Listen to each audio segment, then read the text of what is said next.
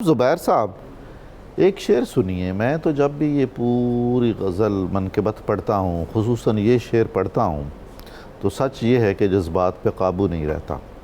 کسی نے جب وطن پوچھا تو حضرت نے یہ فرمایا، مدینے والے کہلاتے تھے اب ہیں کربلا والے.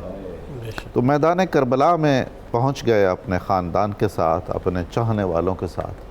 وہاں آپ نے اپنے اہل بیت سے کیا ارشادات فرمائے، اپنے ساتھیوں کو کیا کیا فرمایا، اور کیسی حجت تمام کی، اور ان ارشادات میں مقاصد کربلا کتنی وضاحت سے ہمارے سامنے آ جاتے ہیں. ارشاد فرمائے. بسم اللہ الرحمن الرحیم. 2 محرم اور جمعرات کا دن تھا. تو جب امام حسین امام علی مقام کربلا میں پہنچے تو پہلے تو آپ نے پوچھا لوگوں سے کہ اس جگہ کا کیا نام ہے. انہوں نے کہا جی کربلا. تو آپ نے کہا کرب و بلا سے میں اللہ کی امان چاہتا ہوں، اللہ کی پناہ چاہتا ہوں.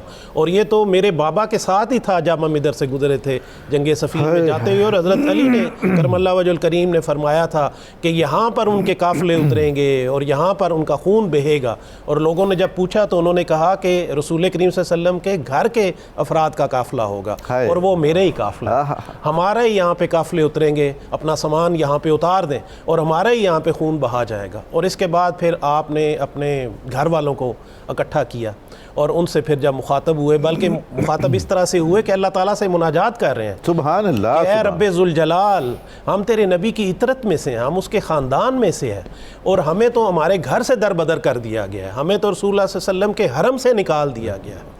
تو آپ نے اپنے خاندان والوں سے اس طرح کا وہ کیا، اور پھر یہ بھی کہا کہ ہمارے خلاف بنو امیہ نے بڑی جارحیت کی ہے، اللہ تعالیٰ ان سے ہمارا حق لے لے اور ظالموں کے خلاف ہماری نصرت فرما.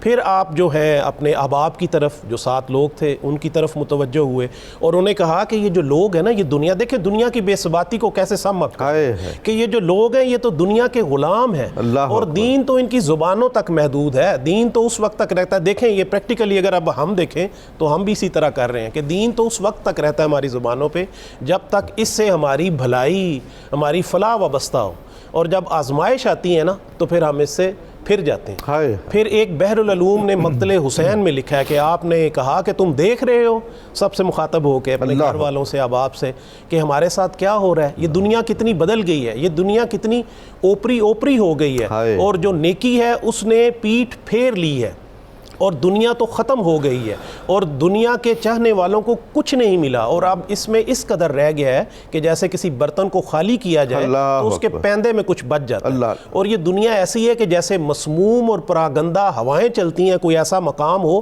اب تو یہ دنیا اس طرح ہمیں دکھائی دے رہی ہے. حضور یہ کمال معرفت نہیں ہے؟ جی تصوف کی جان نہیں ہے ایک جملہ؟ جی بے شک پورا انہوں نے نا پوری فلسفی، پورے اسلام کو انہوں نے سم اپ کر دیا، پورے کربلا کی فلسفی کو. اگر آپ نے اسلام کو سمجھنا ہے نا تو کہتے ہیں ذرا امام حسین کو سمجھ لیں تو آپ کو قرآن کی سمجھ آ جائے گی.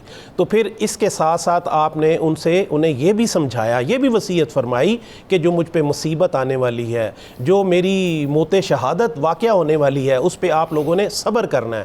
آپ نے اپنے رخساروں کو نہیں نوچنا، اپنے بالوں کو نہیں نوچنا. اور پھر حضرت سیدہ زینب کبریٰ سلام اللہ علیہ کو بھی اسی طرح سے فرمایا کہ جس طرح حضرت بی بی فاطمہ زہرا سلام اللہ علیہ ہماری ماں نے جس طرح رسول کریم صلی اللہ علیہ وسلم کی مفارقت کو جب سہا تھا نا، تو جس طرح اس جدائی کو برداشت کیا تھا، اسی طرح آپ نے صبر سے کام لینا ہے. تو اس طرح کی دیکھیں ان کو نصیحتیں کر رہے ہیں، اس کو وصیتیں کر رہے ہیں.